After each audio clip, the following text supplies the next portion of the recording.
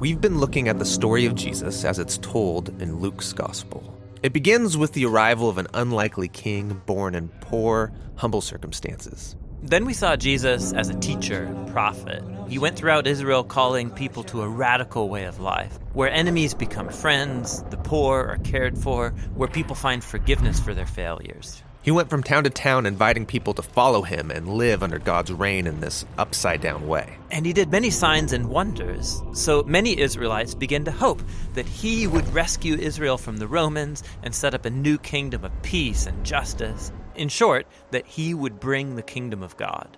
Now, the religious leaders of the day were also hoping for God's kingdom, but to them, the message of Jesus was a threat. Yeah, they had expected to gain power and prestige when this all went down. But Jesus said God's kingdom belongs to the poor, to the outsider, and that real power is serving others in love. This conflict intensified when Jesus, while in Jerusalem, disrupted the temple sacrifices and called Israel's leaders a gang of rebels.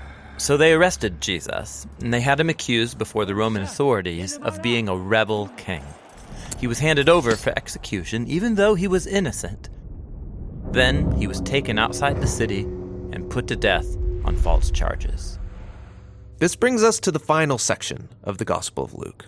There was a religious leader named Joseph who opposed Jesus' execution and then requested to be given his body so he could bury Jesus in a nearby tomb. And then, a couple of days later, some women who had followed Jesus came to visit that tomb, and they found it open and empty, and they encountered these mysterious figures telling them Jesus was alive from the dead. So they run away terrified. Nobody believes their report. I mean, he can't be alive. They all saw him die.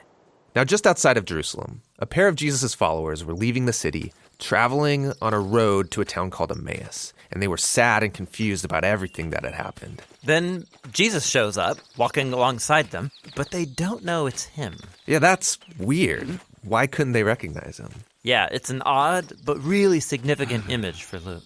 They're blind to Jesus for some reason. So Jesus asks them, "What are you guys talking about?" And they begin to tell him about Jesus, a powerful prophet who they expected would rescue Israel, but was instead executed. Some women say he's alive, which is crazy. It's all too much. We're going home. So Jesus tries to explain that this is what the Jewish scriptures had been pointing to all along. That Israel needed a king who would suffer and die as a rebel on behalf of those who actually are rebels. And then he would be vindicated by his resurrection so he could give true life to those who would receive it. But it's still not making sense. They're as confused as ever. Which leads to the scene where they sit down for a meal with Jesus. He takes the bread, he blesses it, breaks it, and gives it to them, just as he did at the Last Supper. Yeah, this is the image of his broken body, his death on the cross. And it's when they take in the broken bread, that's when their eyes are open to see Jesus. Then he disappears, and the episode's over.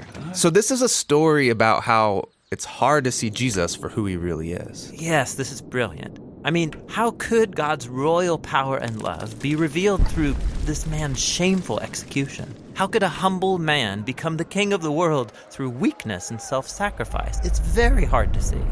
But this is the message of the Gospel of Luke. It takes a transformation of your imagination to see it and embrace Jesus' upside-down kingdom.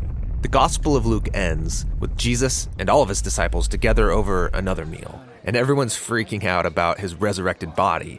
I mean, he's still a human, but way more. Yes, he's passed through death and come out the other side, a walking, talking piece of new creation.